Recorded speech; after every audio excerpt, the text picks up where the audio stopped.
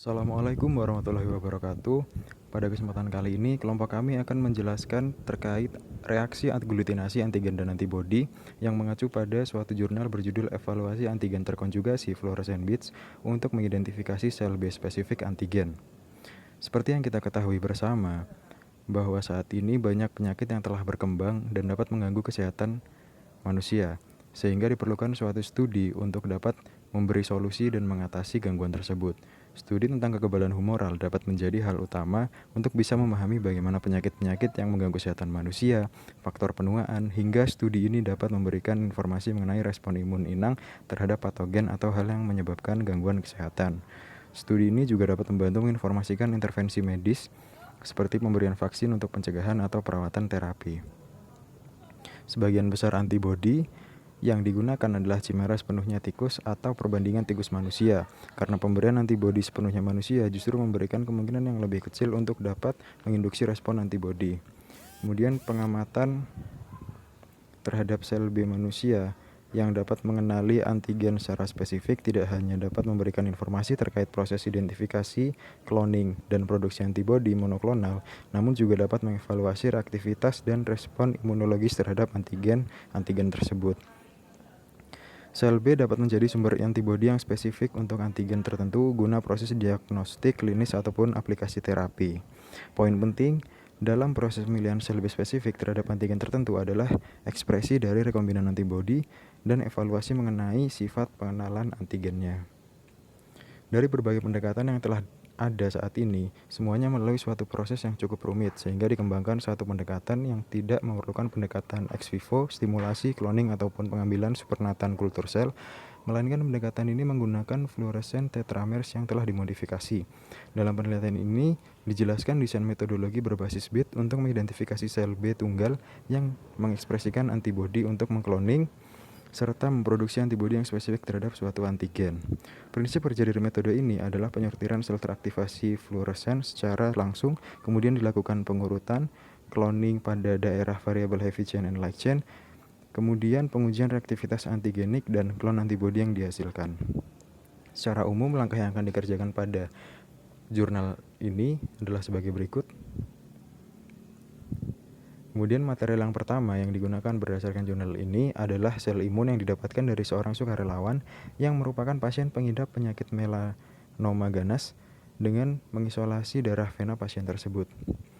Kemudian ada kultur sel, yaitu sel kanker payudara dan juga sel myeloma myurin. Dan yang ketiga ada fluorescent beads itu sendiri. Kemudian metode yang pertama yang harus dilakukan adalah produksi sel melanoma dengan cara mengekstrak protein. Langkah kedua yaitu reaksi kopling protein rekombinan dengan fluorescent beads. Nah, pada tahap ini yang perlu dilakukan di awal adalah mengkonjugasikan biotin dengan antigen. Kemudian pengikatan biotin terkonjugasi FR alpha dengan lumafidin. Kemudian pengikatan biotin terkonjugasi FR alpha dengan fluorescent beads. Dan yang terakhir adalah pengikatan biotin terkonjugasi ekstrak sel dengan lumafidin.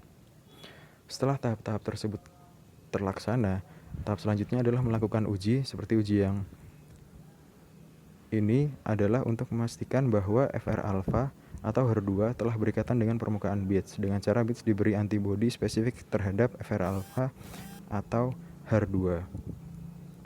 Beads yang telah terkonjugasi diinkubasi dalam 200 mikroliter FACS buffer selama 20 menit pada suhu kamar, kemudian ditambahkan antibodi spesifik seperti antibodi monoklonal MOV18 sebagai anti-FR alpha, anti-HER2 atau isotype control antibody seperti anti-NIP imunoglobulin G. Kemudian ada tahap sel sorting. Kemudian ada imunoglobulin variable region cloning, yang mana di tahap ini tabung PCR yang mengandung sel-sel yang telah diurutkan sebelumnya dalam buffer lysis dicairkan dan ditranskripsi balik. Pada tahap ini, daerah variabel heavy maupun light chain diamplifikasikan dengan PCR sebanyak 2 kali. Dan yang terakhir, rekombinan antibody cloning and expression. Produk PCR yang diencerkan 4 kali dengan DDH2O, kemudian cloning yang berhasil dikonfirmasi diekspresikan sementara dalam sel XP, kemudian antibody yang disekresikan dalam supernatan kultur dimurnikan menggunakan kolom protein A dan disimpan dalam PBS pada suhu 4 derajat Celcius.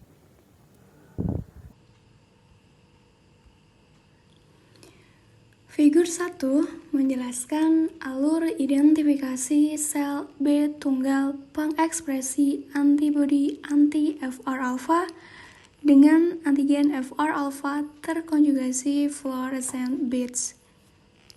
Pertama, antigen dilekatkan pada streptavidin beads melalui perantara senyawa biotin. Antigen terkonjugasi fluorescent beads akan berikatan dengan B cell receptor. Kemudian sel B tunggal terkonjugasi bead akan diidentifikasi dan diisolasi dengan flow cytometry. RNA sel melalui reverse transcription akan terkonversi menjadi cDNA dan akan diamplifikasi dengan PCR.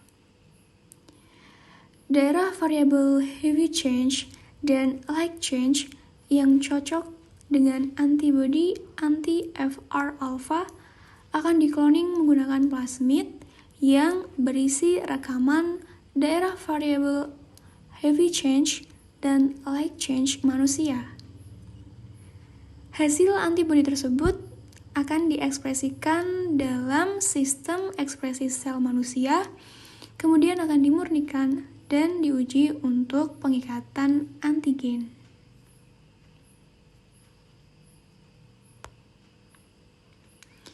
Berikut kami tampilkan struktur dari sebuah antibodi. Pada figur 2A dilakukan pengujian terhadap antigen FR alpha dan HER2 yang terkonjugasi fluorescent beads. Antibodi anti-FR alpha MOV-18 IgG terikat pada FR alpha terkonjugasi fluorescent beads. Ada juga trastuzumab yang merupakan antibodi spesifik HER2 terikat pada beads terkonjugasi antigen HER2. Deteksi flow cytometry menggunakan fluorochrom jenis good anti-human IgG FITC. Hasilnya adalah reaksi antigen antibodi yang terdeteksi hanya pada ikatan antibodi monoklonal spesifik hapten NIP IgG dengan beads terkonjugasi FR alpha atau HER2. Dan tidak ada ikatan yang terdeteksi pada beads yang diinkubasi dengan antibodi sekunder saja. Selanjutnya pada figur 2B menunjukkan bahwa dengan menggunakan agen coupling yang berbeda dan adanya variasi panjang biotin tidak memengaruhi pengenalan antigen oleh sel B pengekspresi antibodi anti-FR alpha.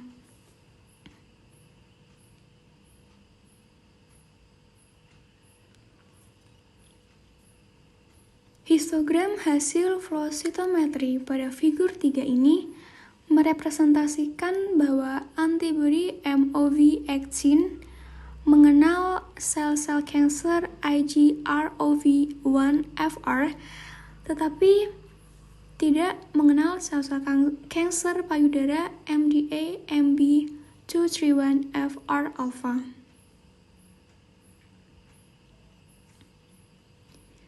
Dan pada figur 4 ini memberikan informasi bahwa ikatan FR alpha terkonjugasi fluorescent beads tampaknya spesifik untuk sel B pengekspresi antibodi anti-FR alpha.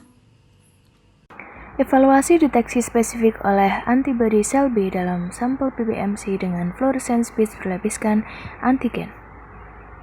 Figur 5 menunjukkan ikatan background antara fluorescence beads dengan PBMC.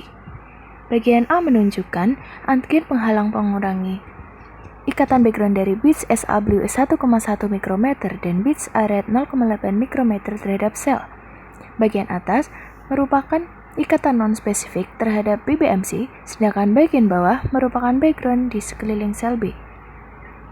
Bagian B menunjukkan analisis fluorescence beads ARET SA-Blue dan lumafidin terlapisi FR-alpha yang diinkubasi dengan PBMC untuk menghasilkan pengecatan background, dan sel SP20 MOV18 untuk menghasilkan ikatan terhadap sel antigen reaktif positif. Figur 6 menunjukkan deteksi antibodi yang dihasilkan oleh sel B dalam PBMC menggunakan fluorescence beads. Bagian A menunjukkan ilustrasi terikatnya campuran PBMC dan sel SP20 dengan fluorescence beads yang terlapisi oleh antigen menggunakan flow cytometry. Flow cytogram dibagi menjadi 4 kuadran, antara lain TP atau true positif, TN atau true negatif, FP atau false positif, dan FN atau false negatif. Bagian B menunjukkan flow cytogram dari beads aret 0,8 mikrometer yang diinkubasi dengan PBMC ditambah SP20 MOV18 berlabelkan antibodi CD45. Bagian C menunjukkan perhitungan persen kejadian benar dan kejadian positif, dan bagian D menunjukkan hasil percobaan menggunakan fluorescence beads dengan ukuran yang berbeda. Figur 7 menunjukkan deteksi ekspresi antibodi pada PBMC menggunakan fluorescence beads terkonjugasi antigen rekombinan yang sebelumnya telah dilabel menggunakan far red cell tracking dye. Jumlah tiap kuadran mengindikasikan jumlah absolut ikatan beads dengan sel yang terdeteksi. Figur 8 menunjukkan seleksi dari antibodi yang dihasilkan oleh PBMC pasien dengan melanoma. Pada poin C, flow cytogram menggambarkan ikatan dua sel B single cell monoklonal antibody dengan fluorescence beads terkonjugasi antigen sel melanoma. MMIV atau antibody selektif dapat berikatan dengan antigen, sedangkan MMIB atau antibody non-selektif tidak dapat berikatan dengan antigen. Kesimpulan dari penelitian tersebut dapat dilihat pada slide berikut. Untuk pertanyaan nomor 1, protein dari organisme apa yang dapat dikenali oleh antibodi yang diproduksi pada paper tersebut? Jawabannya yaitu dari organisme manusia, karena protein yang digunakan diisolasi dari darah seorang sukarelawan. Nomor 2, organisme apa yang dapat memproduksi antibodi? Untuk antibodi anti-FR-alpha dan MOV18 diproduksi oleh manusia, sedangkan antibodi anti-HER2 diproduksi oleh manusia ataupun tikus. Nomor 3, bagaimanakah mekanisme produksi antibodi tersebut? Yaitu antigen terbiotinasi dikonjugasikan ke fluorescent beads terkonjugasi streptavidin atau avidin. Beads yang dilapisi antigen yaitu sel MOV18, imunoglobulin G1, dan sel yang terikat bead diidentifikasikan, diisolasi, dan dimurnikan menggunakan penyortiran sel FACS. RNA dari sel diurutkan di transkripsi terbalik, dan daerah variabel imunoglobulin diperkuat oleh nested PCR, diurutkan, dan dikloning menggunakan plasmid ekspresi ganda yang berisi heavy and light chain constant region casetis. Antibodi diekspresikan dalam sistem ekspresi sel manusia, dimurnikan, dan diuji untuk pengikatan antigen. Apakah antibodi tersebut termasuk jenis poliklonal atau monoklonal? Antibodi tersebut secara spesifik dapat mengenali antigen yang terikat dengan beads sehingga digolongkan sebagai antibodi monoklonal. Bagaimana cara mengukur reaksi antigen antibodi pada paper tersebut? Pengukuran reaksi antigen antibodi pada paper ini dilakukan dengan metode flow cytometry.